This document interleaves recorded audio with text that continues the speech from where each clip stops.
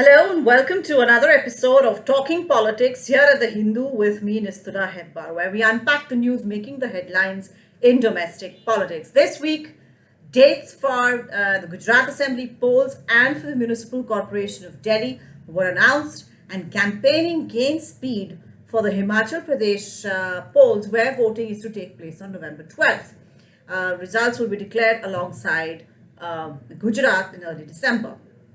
Gujarat itself is going to see a two-phase poll. Now, Gujarat has been grabbing eyeballs, not just because it's the biggest state or because it's the home state of Prime Minister Narendra Modi and Home Minister Amit Shah, and therefore the political stakes are going to be much more, but also after many years, a third party, the Aam Aadmi Party, is attempting to breach the binary of Gujarat polity, which has for many years been between a fight between just the Congress and the BJP, the Janta Dal, the erstwhile socialists, having kind of disappeared from the scene in the early 90s. Now, much will be written and analyzed, even in Talking Politics and subsequent episodes of Talking Politics. However, this particular episode is going to be Himachal Pradesh and the assembly polls going on there.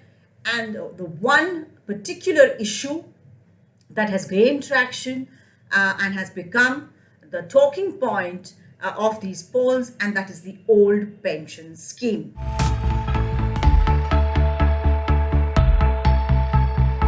So, what is this old pension scheme? Why has it become important? What is the difference between the old pension scheme and the new pension scheme that is currently on its way, and why is it of particular importance to a state like Himachal Pradesh? Now, the restoration of the scheme is one of the big planks that the opposition, Congress, and the newbie party on the scene, the Aam Aadmi Party in Himachal and even in Gujarat, have been talking about. Now, the government employees, in fact, in Himachal Pradesh went on a 3-month hunger strike demanding the restoration of the old pension scheme between August and October. So there was kind of this felt need that opposition parties have tapped into with regard to Himachal Pradesh. Congress has said that the demand for the old pension scheme, or the fact that they, if elected to power, will restore it, will be mentioned in their manifesto, which is likely to be released on Sunday.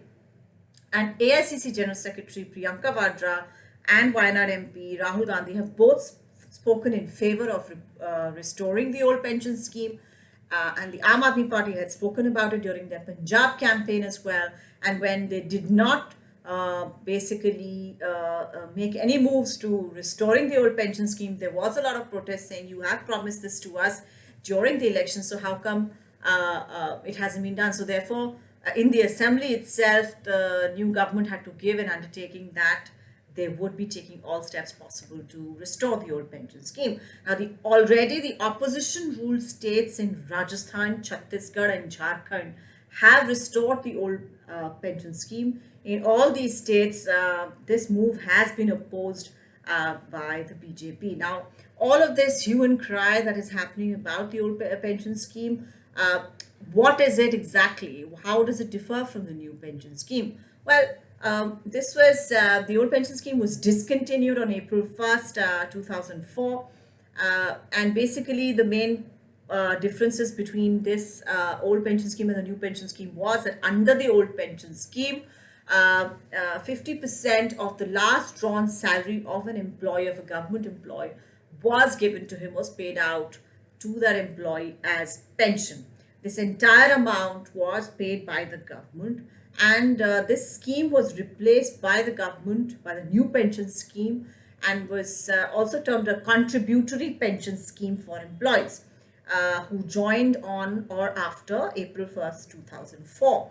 So this was not for the employees who had joined before April 2004, but it applied to people who had joined government employment after April 1st, 2004, under the new pension scheme, regulated under the Pension Fund Regulatory and Development Authority Act of 2013, that is the PFRDA. Every government employee is allotted a permanent retirement account and has to mandatorily contribute 10% of pay and dearness allowance to that pension fund, which is matched by the government.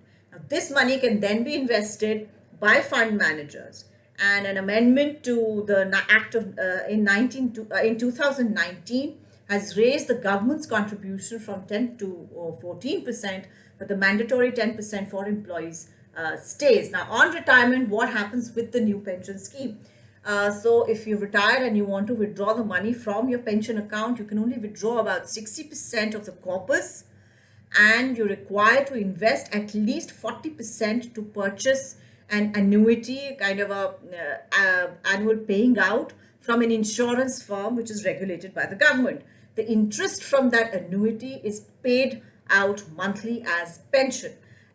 So basically, under the old pension scheme, benefits are known beforehand, and the government is the larger contributor, and actually possibly the only contributor, while under the NPS, which is the new pension scheme, it all depends on the type of investment that has been done, what are the returns on investments, basically, that particular financial instruments in which your money has been invested are showing. Basically, all the uncertainties of market-led investments accrue to government pensions too, and something that employees have time and again voiced their concerns over. Now, the center had left it to the states to adopt the new system, and they have also the power to roll it back as well. But the practical issue here is that looking at the state of finances of state governments, any government that says that we are rolling back the old pension scheme will require a lot of money, a lot of funds to basically restore the old pension scheme, where the government contribution is, like you're getting 50% of your last drawn salary through a contribution made by the government. So the government itself will have to have a lot of money to pay out to employees. And without central help, it becomes a little less pragmatic to be rolling back, but it is a political issue, and since opposition-led states have already done the rollback to the old pension scheme, the BJP is under pressure on the issue. Now, what is the political significance of raising this issue in the Himachal Pradesh Assembly polls? Well, let's just look at some of the numbers here, what we are talking about. Himachal Pradesh has a total eligible voter population of around 55.92 lakhs, of which 2.5 lakh voters are government servants. Now, if you multiply that with, say, 4, which is the average size of a household, that basically becomes a sizable population, many of whom are also voters, may not be directly drawing pension but are indirectly affected by it because of household income situations.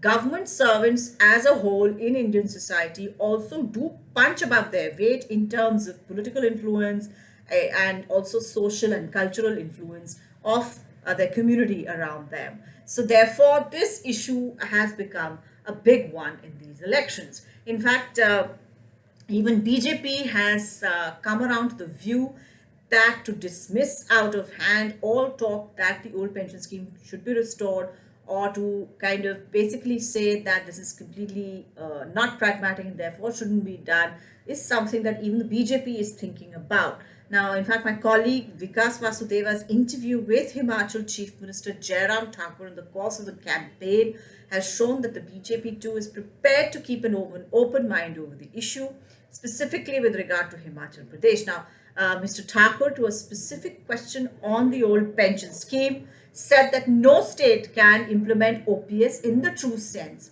without financial help from the center, which we have talked about earlier as well. But that if elected back, his party and government will find practical solutions to the issue, and that the BJP is the only party which is actually situated in a way where a pragmatic solution can be found. Here, this is directly related to another campaign plank of the BJP, which is the double engine ka sarkar, which means that there is a BJP government at the center, and therefore having a BJP government at the state would mean that central funds to states and financial help to state governments will be easier and more streamlined than if there are politically antagonistic governments in the state with the BJP government at the center. Now, this is where we're at, and the Himachal Pradesh Assembly has 68 seats in all, of which 50% in the 2017 polls were won with a margin of less than 6,000 votes. It's a very, very tight contest in over 34 seats. That's a huge number. 50% is a huge number to have such a tight contest in. Therefore, in a tight contest, a significant pressure group of government employees can make a lot of difference. Whether they do so or not is to be seen the day the results of the polls are out. This is all I have for you this week. The old pension scheme making a strong comeback politically. I thought this was an interesting piece to kind of talk to you all about, but this is all I have for you, and thank you for watching.